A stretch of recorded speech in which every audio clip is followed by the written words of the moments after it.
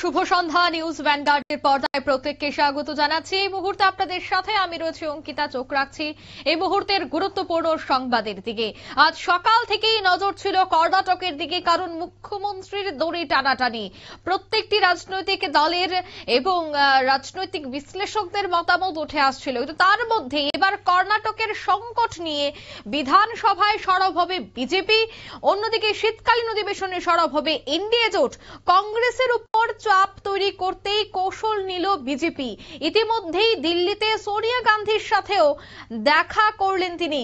তবে সেই বিষয়ে এই মুহূর্তে বিস্তারিত জানবো। টেলিফোন লাইনে যুক্ত হয়ে গেছে প্রতিনিধি শেখ মনিরুল। মনিরুল, ইতিমধ্যেই ডিকে শিবকুমার সোনিয়া গান্ধীর সাথে দেখা করেছেন, কি আপডেট পাচ্ছ? গতকালই বলেছিলাম যে আজকে বা আগামীকাল রাহুল গান্ধী ডিকে শিবকুমারের সঙ্গে সময় দেবেন এবং দুই পক্ষকে বসিয়ে কর্ণাটকের সংকট কাটাতে তিনি সক্রিয় হয়ে সমাধান সূত্র খুঁজবে। তবে আজকে দিনভরও কর্ণাটক নিয়ে বিভিন্ন জল্পনা এবং টানটান দুই পক্ষের মধ্যে উত্তেজনার মধ্যে এই মুহূর্তে সব থেকে বড় খবর, কর্ণাটক ইস্যুতে এবার আসরে নামলেন সোনিয়া গান্ধী।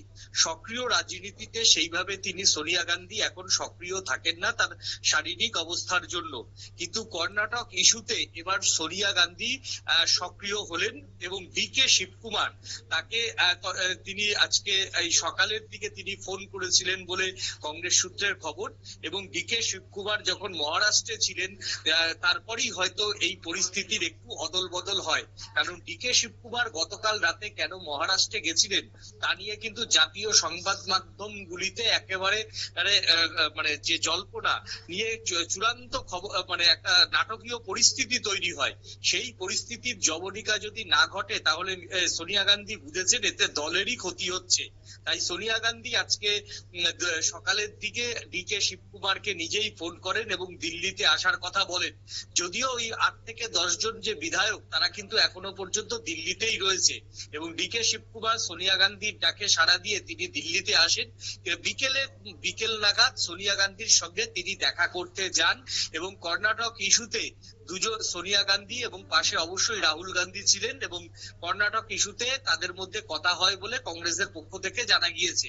যদিও কয়েকজন বিধায়ক ইতিমধ্যেই সোশ্যাল মিডিয়াতে তাদের এই ছবিটা, একটা ছবি সোনিয়া গান্ধীর সঙ্গে এই ছবি তারা পোস্ট করেছেন, তবে সেই ছবি আজকের কিনা সেটা কোথাও কিন্তু তারা উল্লেখ করেননি। কিন্তু সোনিয়ার সঙ্গে এটা বাস্তবতা যে বিকেলের পরে এই মুহূর্তে ডিকে শিবকুমারের সঙ্গে সোনিয়া গান্ধী এবং রাহুল গান্ধীর সঙ্গে দীর্ঘক্ষণ কর্ণাটকের ইস্যু নিয়ে আলোচনা হয়েছে। অন্যদিকে ডিকে শিবকুমার আবার যখন সোনিয়া গান্ধীর সঙ্গে দেখা করতে যাচ্ছেন, ঠিক সেই সময় আগামীকাল তার দলের অনুগামীদের একটি বড় কর্মসূচি দিয়েছেন। সেই কর্মসূচি গতকাল যেসব মন্দিরে থাকবে সেই সব মন্দিরগুলিতে ডিকে শিবকুমারের মঙ্গল কামনায় যাগযজ্ঞ হবে, বিশেষ নারকেল পূজা হবে আগামীকাল কর্ণাটক জুড়ে। অর্থাৎ একদিকে নেত্রীর সঙ্গে দেখা আর অন্যদিকে পরোক্ষে কংগ্রেসের উপর, হাইকমান্ডের উপর চাপ বাড়ানোর যে কৌশল সেটা কোথাও একটা অব্যাহত রাখলেন ডিকে শিবকুমার।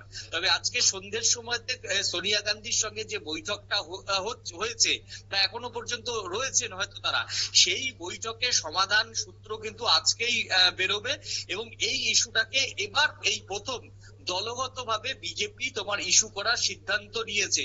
যেটা জানা যাচ্ছে যে ইতিমধ্যেই দীনদয়াল উপাধ্যায় মার্গ থেকে কর্ণাটক বিজেপিকে কেন্দ্রীয় নেতারা নির্দেশ দিয়েছেন যে শীতকালীন যে অধিবেশন, সেই শীতকালীন অধিবেশনে তারা মুখ্যমন্ত্রীর চেয়ারে কাকে স্থায়ীভাবে পাওয়া যাবে এই প্রশ্নটা বিধানসভায় তুলতে এবং বিধানসভাতে এই ইস্যুতে সরকার পক্ষকে চেপে ধরার কার্যত নির্দেশ দিয়েছে বিজেপি। সেই সঙ্গে যদি এই নাটকের জবনিকা না হয়, এইভাবে যদি ডিকে শিবকুমার এবং সিদ্ধারামাইয়ার দেখা দেখি না হয়, তাহলে তাদের বিধায়করা যে কোনো সমস্যা সমাধানের জন্য কার কাছে যাবেন এই প্রশ্নটা তুলে কংগ্রেসকে বিধানসভায় কোণঠাসা করার কৌশল নিয়েছে বিজেপি। সেই সঙ্গে যদি প্রয়োজনে কর্ণাটকের পরিষদীয় দল বা এনডিএর পরিষদীয় দল যদি মনে করে যে তারা এই ইস্যুতে নো কনফিডেন্স মোশন বিধানসভায় আনবে, তাহলেও তারা আনতে পারে বলে বিজেপির পক্ষ থেকে জানিয়ে দেওয়া হয়েছে।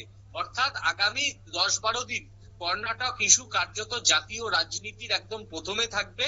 আর কর্ণাটকের মুখ্যমন্ত্রী পদে শেষ পর্যন্ত শিবকুমার বসেন কিনা, না সিদ্ধারামাইয়াকেই গান্ধী পরিবার রেখে দেয়, এইটাও আগামী মোটামুটি 48 ঘন্টার মধ্যে ক্লিয়ার হবে বলে এখন কিন্তু সোনিয়া রাহুলের সঙ্গে যখন শিবকুমার দেখা করলেন, তারপর আগামী 48 ঘন্টার মধ্যে আশা করা যাচ্ছে সেটা স্পষ্ট হবে। আর যদি কংগ্রেস এই বিষয়টাতে স্পষ্ট 48 ঘন্টার মধ্যে না করতে পারে, তাহলে 48 ঘন্টা বাদে কিন্তু কর্ণাটকের রাজনীতি অন্যদিকে মোড় নেবে বলেই কিন্তু মনে করছেন রাজনৈতিক মহলের একাংশ। একদমই ধন্যবাদ। অর্থাৎ শীতকালীন অধিবেশনে সরব হবে একদিকে বিজেপি, ঠিক অন্যদিকে জল্পনা কল্পনা সকাল থেকে চলছিল। তবে জল্পনা শুরু হয়েছিল মুখ্যমন্ত্রী পরিবর্তন নিয়ে। খোদ মুখ্যমন্ত্রী সিদ্ধারামাইয়ের সঙ্গেও কথা বলেছেন তিনি। তবে যাবতীয় জল্পনা উড়িয়ে বৃহস্পতিবার শিবকুমার জানিয়েছে যে তার কোনো তাড়া নেই। তাৎপর্যপূর্ণ বিষয় হচ্ছে যে সম্প্রতি শিবকুমারকে হোয়াটসঅ্যাপেও পরামর্শ দিয়েছেন কিছুদিন অপেক্ষা করার জন্য। কিন্তু তার এই সমস্ত ঘটনার মধ্যে এখন যে শেষ আপডেট পাওয়া গেছে, ডিকে শিবকুমারের সাথে দেখা করেছেন সোনিয়া গান্ধী এবং সালা পরামর্শ হয়েছে। তারপর কি বেরিয়ে আসে সেটাই দেখার। নিয়ে নিচ্ছি ছোট একটি বিজ্ঞাপন বিরতি, সঙ্গে থাকুন।